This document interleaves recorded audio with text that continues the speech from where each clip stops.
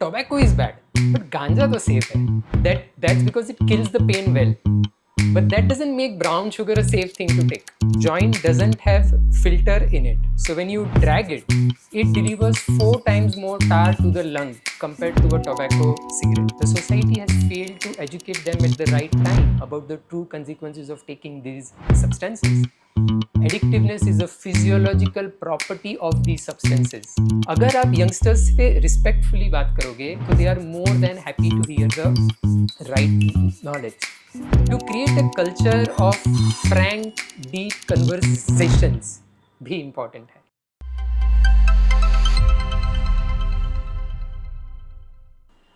Most common would of course be peer pressure. कि nowadays people feel अरे सब कर रहे हैं, चलता ही है, cool है, and they also want to fit in. Second would be a wish to experience the high. एक curiosity है कि it must be really feeling very nice because media glamorizes it in a big way. And third, equally important reason I believe is misconceptions. Nowadays many young people believe कि tobacco is bad, but ganja तो safe है, e-cigarette safe है, या थोड़ा थोड़ा दारू heart के लिए अच्छा है. So I would like to answer for these 3 misconceptions in a very brief way. Out of all the intoxicating substances, the risk of making you mad, creating a psychotic mental illness is highest for cannabis. A cannabis joint doesn't have filter in it. So when you drag it, it delivers 4 times more tar to the lung compared to a tobacco cigarette. So to believe कि cannabis safe है is ignorance, right? Also cigarette smoke करने पे आप intoxicate नहीं होते हो, but गांजा smoke करने पे आप intoxicate होते हो. और जैसे drunk driving accidents होते हैं, गांजा smoke करने के बाद भी accidents हो सकते हैं. And there are many other problems with cannabis. एक belief है कि cannabis में medical properties है इसलिए वो safe है. कैंसर में जब सीवियर पेन है और कोई भी दवाई से कंट्रोल नहीं होता तो ब्राउन शुगर का इक्विवेलेंट दवाई is given to them. That's because it kills the pain well, but that doesn't make brown sugar a safe thing to take. Similarly, cannabis आपकी भूख बढ़ाता है एंड आपको फील गुड करवाता है. तो इसीलिए कीमोथेरेपी में वॉमिटिंग का सेंसेशन कम करने या एड्स के पेशेंट्स में एपिटाइट इंक्रीज करने के लिए इट इज़ गिवन. कुछ और रेयर डिसीजेज में it is given, but for majority conditions its use is not approved. वो अब तक एक्सपेरिमेंटल स्टेज में है. कनाडा जैसी countries where it was experimented first, doctors have concluded for majority things the risk far outweighs the benefits, right. Lastly लोगों को लगता है कि गांजा की आदत नहीं होती है, वो तो हम कंट्रोल में पी सकते हैं. Age of today there are 72 lakh Indians who are addicted to cannabis. तो कैनाबिस की भी आदत डेफिनेटली लगती है.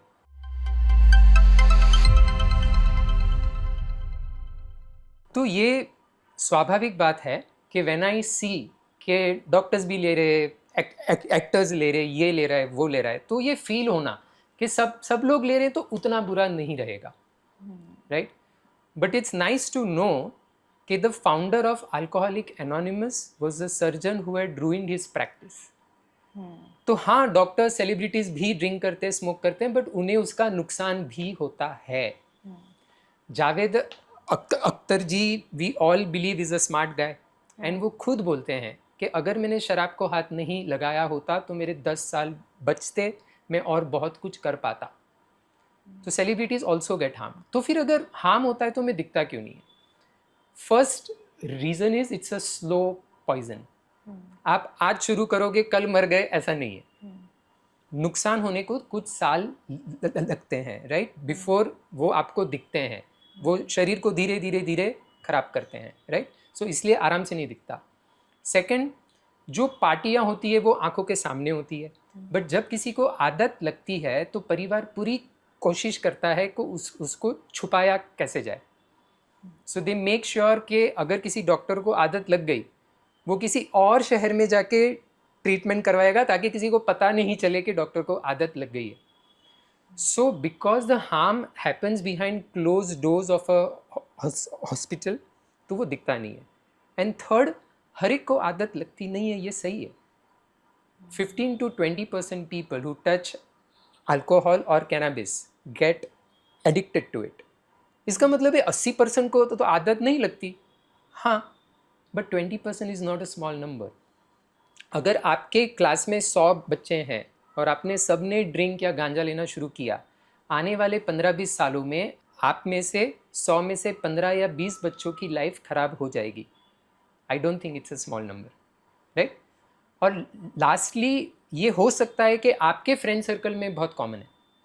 Even today 50% of the population of the world does not touch any addictive substance.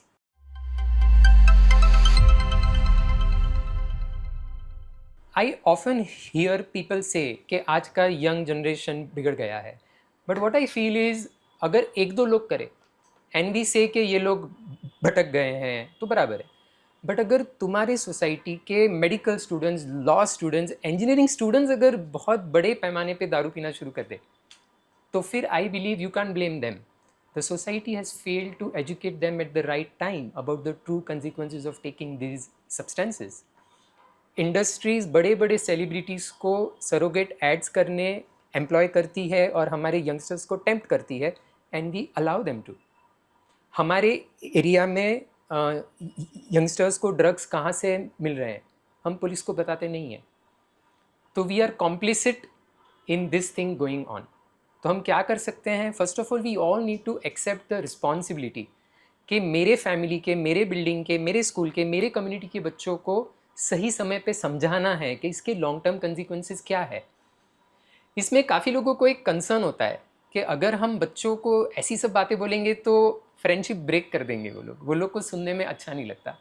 So I want to tell one thing कि मैंने आज तक 700 से ज़्यादा टॉक्स दिए हैं और एक जगह पर भी यंगस्टर्स ने बू नहीं किया या नेगेटिव नहीं बोला. In fact my motivation to continue this work comes from the feedback they give me कि सर ये तो पता ही नहीं था, किसी को नहीं पता, सब जगह जाके बताओ.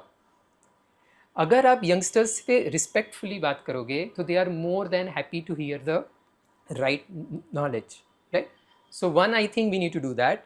सेकेंड, हमने जो अल्कोहल को नॉर्मलाइज करके रखा है, जो सोशल एक्सेप्टेंस दिया है, because of that lot of youngsters feel कि it's okay to drink.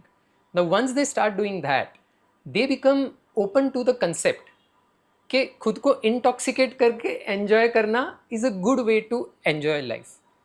Now once they are doing that and in the party they are intoxicated and the sense of judgment is anyways gone, and a friend is forcing them कि ये वाला drug try कर और बड़ा high मिलेगा. There is really no reason why his brain will say no. So starting alcohol is the first step which takes people towards more harmful drugs. So as a society, we need to make them aware about the gateway drugs of pan masala, tobacco and alcohol as well. Third, we need to lead by example. काफ़ी सारे parents बच्चों को बोलते drink नहीं करने का, but खुद उनको ड्रिंक करने चाहिए, सब करने चाहिए. तो the message you are giving to young people is ये बच्चों ने करने वाली चीज़ नहीं है, 18 साल के बाद करने वाली चीज़ है. So as soon as they become 18 they're like अभी मुझे भी करना है. We need to explain them to कि इस चीज़ को पहली बार ही टच नहीं करना है.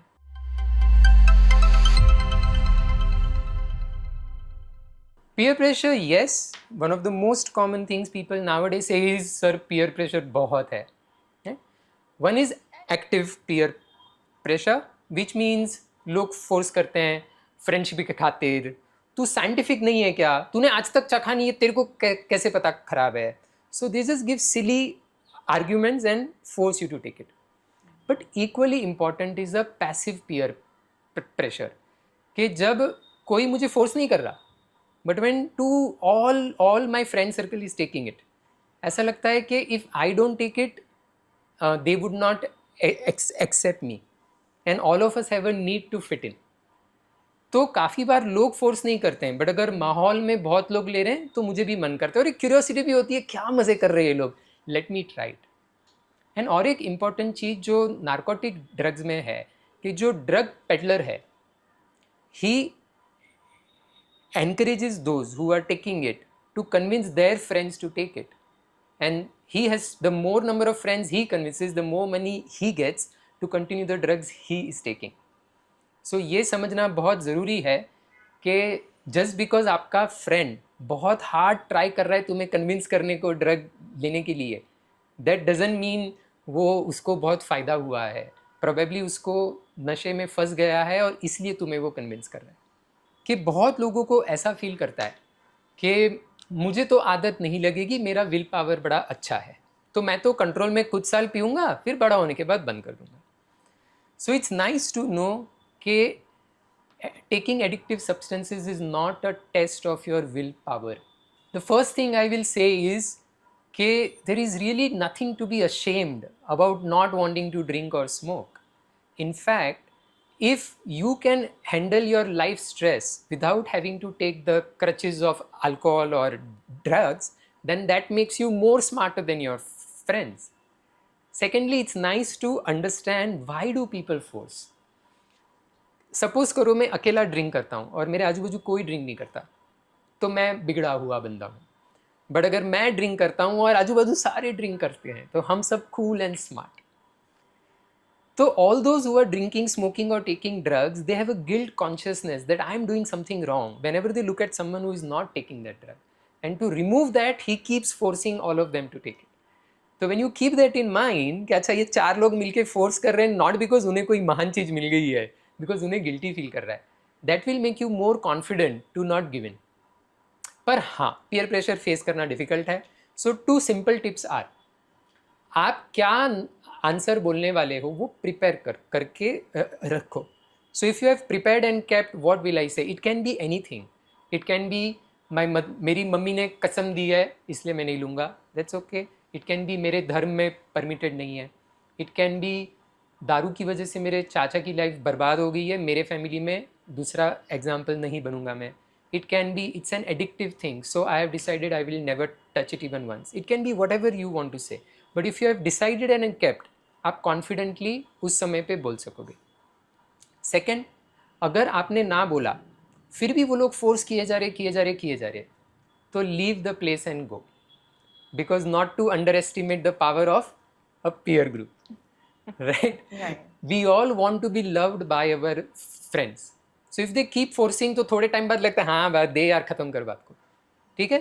So if they are not respecting your right to a healthy life, so then leave the party and go for that time, and you will be surprised many times. जो बंदा आपको पार्टी में force कर रहा था, next day वही आके बोलेगा अरे क्या स्मार्ट बंदा, इसको इतना फोर्स किया फिर भी ड्रिंक नहीं किया. Okay, so don't worry about what people will feel. In fact, true friends often will discourage you from taking it. Example, मेरे एक फ्रेंड की 3rd गर्लफ्रेंड जब उसको छोड़ के गई, तो ही वॉज लाइक डिस्ट्रॉयड हो गया. तो एक फ्रेंड को जाके बोला आज तो पिलाई दे. एंड दैट पर्सन आस्क्ड कि इसके पहले पिया है क्या, उसने बोला नहीं, तो उसने बोला रहने दे, फंस जाएगा. So true well wishers are not gonna make you want to get trapped. And if someone आपके ना बोलने के बावजूद कर रहा है फोर्स, प्रोबेबली आपका ट्रू वेल विशर नहीं है. एंड इफ ऐसे कुछ लोग लाइफ से चले गए तो शायद अच्छा ही है. India is a over populated country. Friend कहाँ से मिलेंगे इसकी चिंता करने की ज़रूरत नहीं है.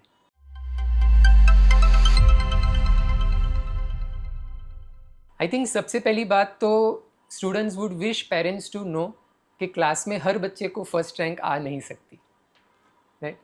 The purpose of our birth on this earth is not to prove that I'm the best of my species.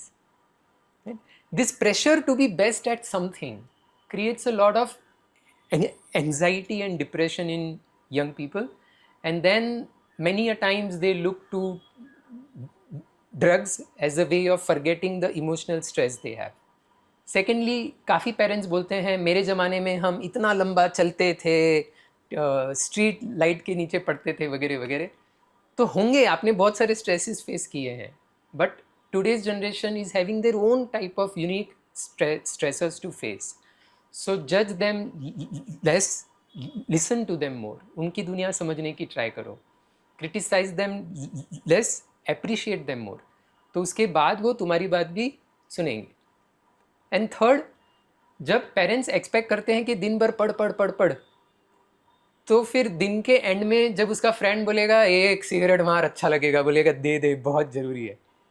We need to realize that brain को हर दिन थोड़ा रिक्रिएशन भी होना है बैटरी को रिचार्ज करने के लिए. And it has been seen कि जहाँ पर यंगस्टर्स को हेल्दी रिक्रिएशन के फैसिलिटीज़ है, स्पोर्ट्स, डांस, म्यूज़िक एक्सेट्रा, उन जगहों पे सब्सटेंस यूज़ का प्रिवेलेंस कम है.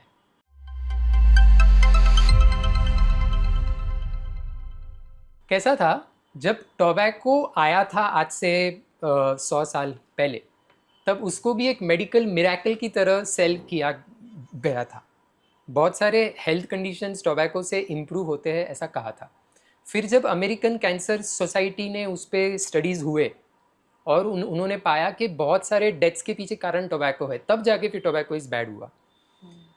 अल्कोहल भी वी सी, थोड़ा थोड़ा alcohol is good for the heart campaigning है.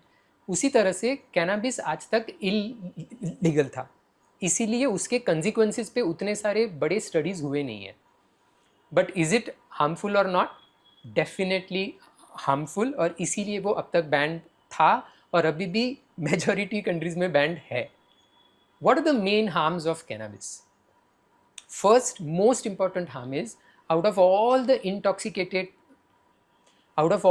intoxicating substances, the risk of creating a psychotic mental illness, delusions, hallucinations is highest for cannabis. A study in Finland showed that adolescents who had taken cannabis just 5 or more times had a 6.5 times higher risk of developing a psychotic illness in the next 15 years, right? Secondly, cannabis also intoxicates you. So you are prone to misbehavior as well as accidents. Third, a cannabis joint does not have a filter. So it delivers 4 times more tar to the lungs compared to a tobacco cigarette.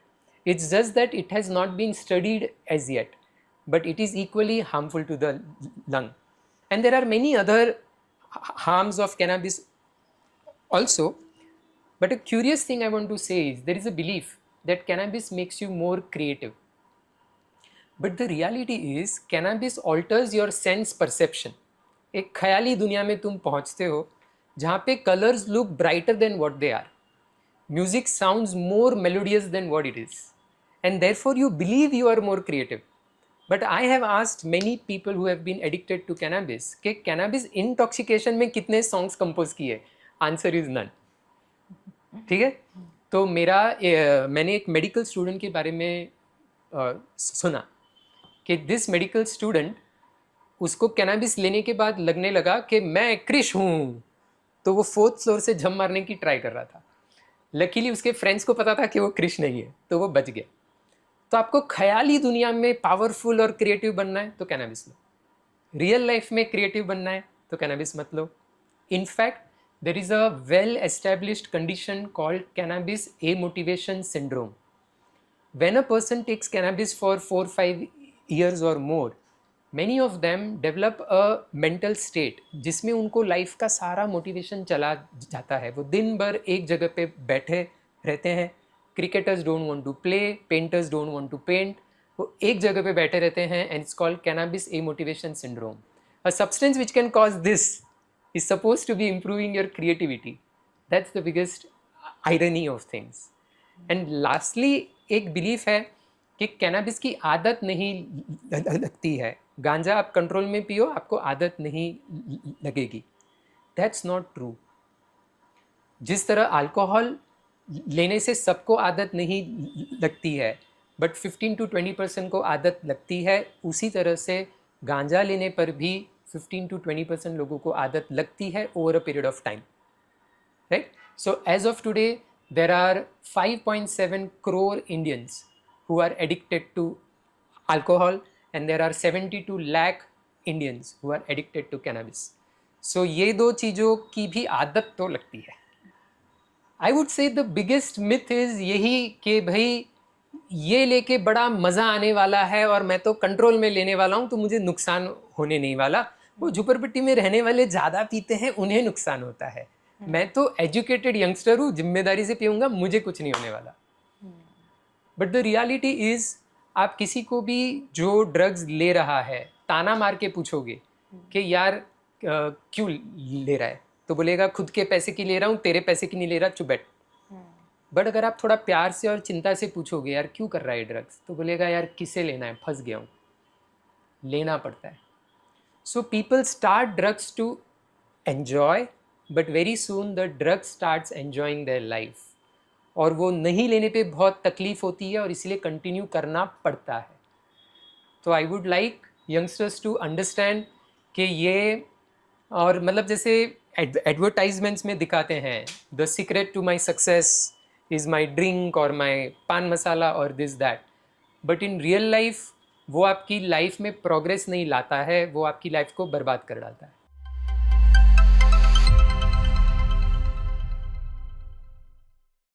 I would say कि how effectively parents discuss this topic with their children is one of the most important determinants of whether a youngster chooses to take these substances or not.